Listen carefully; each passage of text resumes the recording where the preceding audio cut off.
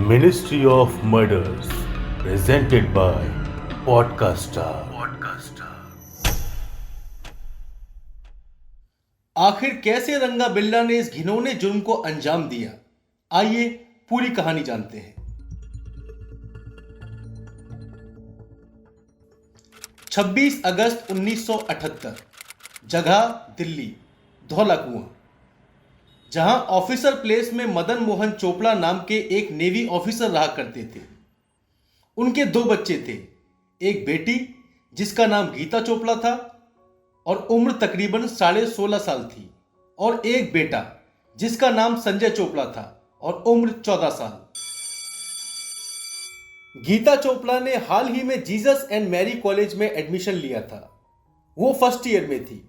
वहीं 14 साल का बेटा संजय चोपड़ा 12 खंबा रोड के मॉडर्न स्कूल में पढ़ा करता था और वो 10th क्लास में था। गीता को म्यूजिक का बहुत शौक था। वो अक्सर स्कूल के फंक्शंस में भी गाना गाया करती थी। उसी दौरान ऑल इंडिया रेडियो पर एक युवा वाणी नाम का शो आया करता था,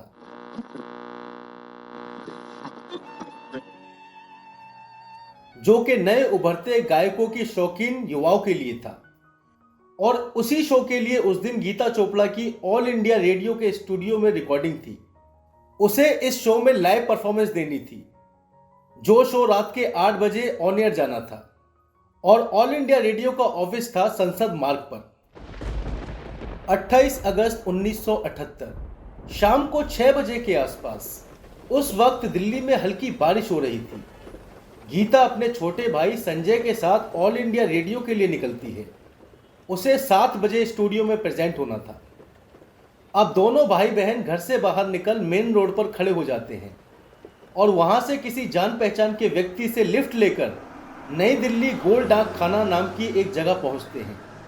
गोल डाक खाना के पास एक बहुत ही फेमस स्कूल भी है, कोलंबस स्कूल। इनफैक्ट ये वही स्कूल है जहां से शाहरुख खान ने भी पढ़ाई की थी। अब गीता और संजय दोनों गोल डाक खाने के पास किसी सवारी का वेट करते हैं और कुछ देर इंतजार करने के बाद उनके सामने से एक मस्टर्ड कलर की फिएट गाड़ी निकलती है। गीता उस गाड़ी को लिफ्ट लेने के लिए हाथ देती है और गाड़ी वहीं रुक जाती है। उस मस्टर्ड कलर की फिएट गाड़ी में 2 लोग बैठे होते हैं, एक रंगा और दूसरा बिल्ला। रंगा गाड़ी चला रहा होता है, वहीं बिल्ला उसकी बगल की सीट पर बैठा होता है। वो दोनों संजय और गीता को गाड़ी में बिठा लेते हैं। उस दिन सुबह से ही रंगा और बिल्ला को किसी की तलाश थी। वो इस फिराक में थे कि उन्हें कोई कपल मिल जाए जिन्हें वो लूट सकें या फिर फिरौती ले सकें। अब बिल्ला गीता और संजय दोनों को बहुत गौर से देखता है और सोचता है कि बच्चे दिखने में तो अच्छे घर के हैं, क्यों ना इन्हें किडनैप कर लिया जाए और फिरौती मांगी जाए। और इसके बाद रंगा और बिल्ला का आंखों ही आंखों में इशारा होता है और रंगा बच्चों से उनके बारे में पूछता है। पूछने पर दोनों बच्चे बताते हैं कि वो एक नेवी ऑफिसर के बच्चे हैं। ये सुनकर एक बार को रंगा को तो लगा कि ये नेवी ऑफिसर के बच्चे हैं तो शायद इनके पास इतना पैसा नहीं होगा, लेकिन बिल्ला की नीयत में कोई बदलाव नहीं आया। अब गाड़ी लगातार चले जा रही थी और थोड़ी देर बाद रंगा ने गाड़ी ऑल इंडिया रेडियो स्टेशन की बजाय दूसरे रास्ते पर मोड़ दी। अब चूंकि गीता को ऑल इंडिया रेडियो का रास्ता पता था और वो पहले भी यहां आ चुकी थी, तो वो रंगा को गाड़ी रोकने के लिए बोलती है। लेकिन तभी बिल्ला अपनी जेब से तेज धार चाकू निकाल उसकी गर्दन पर रख देता है और उन्हें डराना धमकाना शुरू कर देता है। रह चुपचाप बैठी रह, गला काट दूंगा, आराम से बैठ, शोर मत करियो, चुप रह, चिल्ला मत, चुप। जाने दो, छोड़ो छोड़ो मुझे, जाने दो मुझे प्लीज। चिल्ला मत, शांत हो जा, चुप, आराम से बैठी रह। इस बीच बच्चे अपनी जान बचाने के लिए शोर मचाने लगते हैं। बचाओ, ये हमें किडनैप कर रहे हैं, बचाओ कोई, बचाओ अंकल, अंकल बचाओ, ये हमें किडनैप करके ले जा रहे हैं, छोड़ो छोड़ो, बचाओ अंकल। और जैसे ही ये गाड़ी गोल मार्केट से कुछ आगे निकलती है, तो इन बच्चों को चिल्लाता देख आसपास के कुछ लोग इस कार को फॉलो करते हैं और उन बच्चों को बचाने की कोशिश करते हैं। ए गाड़ी रोक, रोक रोक रोक रोक रोक रोक, गाड़ी रोक, कहाँ ले जा रहा बच्चों को, गाड़ी रोक, ए पकड़ो इसे, पकड़ो वहां से, वो देखो गाड़ी में बच्चों को ले जा रहा, पकड़ो उसे, पकड़, ये किडनैपर्स है, पकड़ो इन्हें। अब लोगों की भीड़ उमड़ती देख रंगा पकड़े जाने के डर से घबरा जाता है और गाड़ी की स्पीड और तेज कर देता है। और इसी बीच आसपास के चश्मदीद लोगों में से एक व्यक्ति पुलिस को फोन भी कर देता है और गाड़ी का नंबर बताता है। वो व्यक्ति पुलिस वालों को उस गाड़ी का नंबर HRP 8930 बताता है, लेकिन वायरलेस पर पुलिस वाले को H की जगह M सुनाई देता है, यानी MRP 8930। और वायरलेस के थ्रू यही गलत नंबर आसपास की पेट्रोलिंग पुलिस को भी दे दिया जाता है, जिसके कारण पुलिस गाड़ी को सही समय पर नहीं ढूंढ पाती। अब गाड़ी चलते चलते अंधेरा हो जाता है और शाम के 8 बज जाते हैं।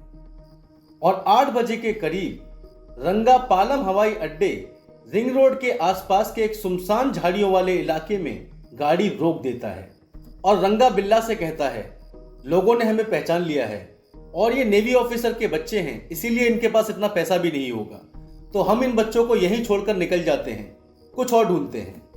अब इस बीच ये दोनों बात कर ही रहे होते हैं, तभी वो बच्चे बचने के लिए बिल्ला के ऊपर हमला कर देते हैं। छोड़ मुझे, जाने दो, छोड़ो, छोड़ो, छोड़ो, जाने दो हमें। लेकिन इसके बाद भी वो बच्चे बचने में नाकाम रहते हैं। और इसी बीच तभी रंगा बच्चों से बोलता है कि हम तुम्हें छोड़ देंगे, पर तुम किसी को कुछ नहीं बताना। अब रंगा तो उन बच्चों को छोड़ने के लिए तैयार हो जाता है, लेकिन बिल्ला बहुत ही गुस्से वाला था और एक शातिर क्रिमिनल भी। अब बिल्ला बच्चों से कहता है, हम तुम्हें छोड़ देंगे, बस तुम किसी को कुछ नहीं बताना। तुम बस यहाँ खड़े होकर किसी फैमिली वाली गाड़ी को हाथ दे दो, हम उसमें बैठकर निकल जाएंगे और फिर तुम भी यहाँ से चले जाना। इसके बाद रंगा और बिल्ला में आंखों ही आंखों में इशारा होता है और रंगा गाड़ी से उतर आसपास देखता है। वो इलाका बिल्कुल सुनसान था। रात के वक्त दूर दूर तक वहां कोई भी नहीं था। अब पूरे इलाके का मुआयना करने के बाद रंगा गीता से बोलता है, तुम अंकल के साथ यानी बिल्ला के साथ यहीं गाड़ी में बैठो और किसी से लिफ्ट मांगो, ताकि हम उस गाड़ी में बैठकर यहाँ से जा सकें। और मैं तुम्हारे भाई के साथ 100 मीटर आगे जाता हूँ, शायद वहाँ से गाड़ी मिल जाए।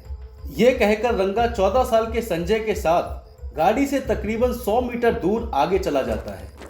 आगे आगे संजय चलता है और पीछे पीछे रंगा। और इसी बीच रंगा कमर के पीछे से एक किरपान यानी 3 फीट की तलवार निकालता है और संजय के सर के पीछे जोर से हमला कर देता है। अब हमले के बाद संजय बुरी तरह जख्मी होकर वहीं झाड़ियों में गिर जाता है और बेहोश हो जाता है, लेकिन उसकी सांस अब भी चल रही होती है। अब रंगा को लगता है कि शायद ये एक बार के वार से नहीं मरेगा, तो वो उस 14 साल के मासूम बच्चे के ऊपर 3 फीट की किरपान यानी तलवार से लगातार कई वार करता है और तब तक करता है जब तक उसकी सांसें बंद नहीं हो जाती। और इसी बीच जब रंगा संजय को हैवानों की तरह तलवार से काट रहा था, वहां दूसरी तरफ गाड़ी में बिल्ला गीता के साथ चाकू के दम पर बलात्कार कर रहा था। संजय को मारने के बाद रंगा गाड़ी की तरफ आता है और बिल्ला गाड़ी से बाहर उतर जाता है। और फिर बिल्ला के बाद रंगा गीता का रेप करता है। वो दोनों हैवान मिलकर उस 16.5 साल की मासूम बच्ची की बोटी बोटी नोच डालते हैं। नहीं, छोड़ दो पापा, मुझे जाने दो प्लीज, मुझे छोड़ दो, मुझे छोड़ दो प्लीज। और रेप हो जाने के बाद गीता दर्द से बदहाल सिसकती आवाज में अपने भाई के बारे में पूछती है, संजय मेरा भाई कहाँ है? संजय कहाँ है? मेरा भाई कहाँ है? बताओ मेरा भाई कहाँ है? इसके बाद रंगा और बिल्ला गीता को उसके भाई से मिलाने के लिए उसे गाड़ी से 100 मीटर दूर ले जाते हैं और कहते हैं कि तुम्हारा भाई ठीक ठाक है, चलो हम तुम्हें उसके पास लेकर चलते हैं। और जैसे ही गीता अपने भाई के पास पहुंचती है, तभी रंगा उसी किरपान से गीता के सर पर भी वार कर देता है और तब तक मारता है जब तक कि वो मर नहीं जाती। अब दोनों मासूमों की जान लेने के बाद रंगा और बिल्ला गाड़ी की सफाई करते हैं, उसकी नंबर प्लेट चेंज करते हैं और वहां से निकल जाते हैं। अब चूंकि बच्चों से हाथापाई के दौरान एक बार गीता ने बिल्ला के सर पर चाकू से हमला कर दिया था, इसीलिए बिल्ला को मरहम पट्टी के लिए हॉस्पिटल जाना होता है। खून तो बहुत बह रहा है भाई, घड़ी जोर से मार दिया साड़ी ने, हॉस्पिटल ले जाना पड़ेगा। अब बिल्ला का इलाज कराने के लिए रंगा और बिल्ला रात के तकरीबन 10:45 पर एक हॉस्पिटल में पहुंचते हैं, पर इत्तेफाक से वहां एक पुलिस वाला बैठा होता है। अब चूंकि इस तरह के केसेस की मेडिकल रिपोर्ट होती है, तो वो पुलिस वाला बिल्ला से पूछता है कि उसे वो चोट कैसे लगी। अब ये पूछने पर बिल्ला अपनी सफाई देता है। वो कहता है कि कालीपाड़ा नाम की एक जगह पर हमें कुछ बदमाशों ने घेर लिया था और हमारी गाड़ी रोक ली थी और हमसे लूटपाट के दौरान हाथापाई में हमें चाकू मार दिया। खैर, ये सारी कहानी के बाद बिल्ला अपना इलाज कराता है और पुलिस वाले के साथ उस जगह को दिखाता है और सारी जानकारी देने के बाद रात को करीब 2 बजे वो अपने घर चले जाते हैं। अब ये सब होने के बाद यहाँ धौला कुआं में शाम को जैसे ही मदन मोहन चोपड़ा अपने घर पहुंचते हैं, तो जाते ही रात के 8 बजे रेडियो पर ऑल इंडिया चैनल लगा देते हैं, क्योंकि 8 बजे युवा वाणी शो में उनकी बेटी गीता चोपड़ा का लाइव शो आने वाला था। लेकिन 8 बजे जब वहां शो शुरू होता है, तो वहां गीता की बजाय किसी और बच्ची की परफॉर्मेंस चल रही होती है। लेकिन इसके बाद भी वो इंतजार करते हैं और देखते देखते 9 बज जाते हैं और शो खत्म हो जाता है। अब चूंकि गीता और संजय 6 बजे घर से निकले थे और रात के 9 बजे तक घर नहीं आए और ना ही उनका शो आया, तो पिता के नाते उन्हें इस बात की बहुत फिक्र होती है और वो तुरंत अपना स्कूटर उठाते हैं और पुलिस स्टेशन में उनकी मिसिंग रिपोर्ट दर्ज करा देते हैं। रंगा और बिल्ला कैसे पकड़े गए थे, ये कहानी के पहले पार्ट में आप सुन चुके हैं। 8 सितंबर 1978 को रंगा और बिल्ला की गिरफ्तारी हुई और महज 4 साल में यानी 31 जनवरी 1982 को तिहाड़ जेल में उन्हें फांसी दे दी। महात्मा गांधी मर्डर केस के बाद यह दूसरा ऐसा क्राइम था जिसमें दोषियों को इतनी जल्दी सजा मिली। तो मिनिस्ट्री ऑफ मर्डर्स में आज की कहानी में बस इतना ही। नेक्स्ट टाइम हम लेकर आएंगे एक और नई कहानी। तब तक के लिए सुनते रहिए ministry of murders only on podcaster.